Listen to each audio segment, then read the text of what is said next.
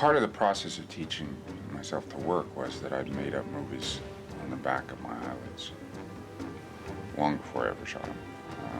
And that by the time I was in graduate school, I could run an entire movie in my head and see it shot for shot.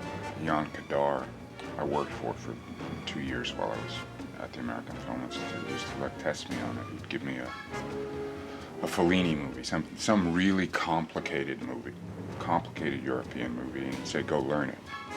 Now by that he didn't mean, tell him what the plot was. He meant, learn the movie. And he'd test me by having me sit me at a desk, give me a pile of paper and say, okay, write down the shots. Not some of the shots, not what were the memorable moments.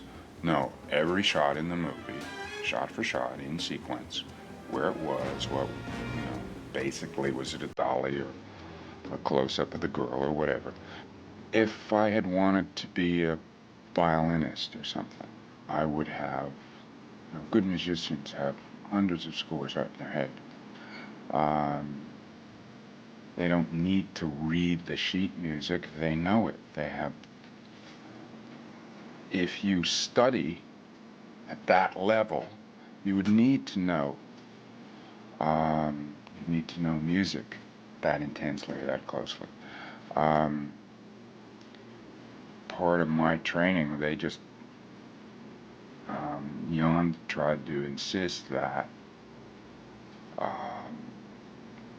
I'd have to learn to deal with pictures that intensely, so that I'd live in a world of pictures, and how pictures are arrived at, what is the sequence of pictures, so that I didn't really need to write out storyboards of what's the movie look like.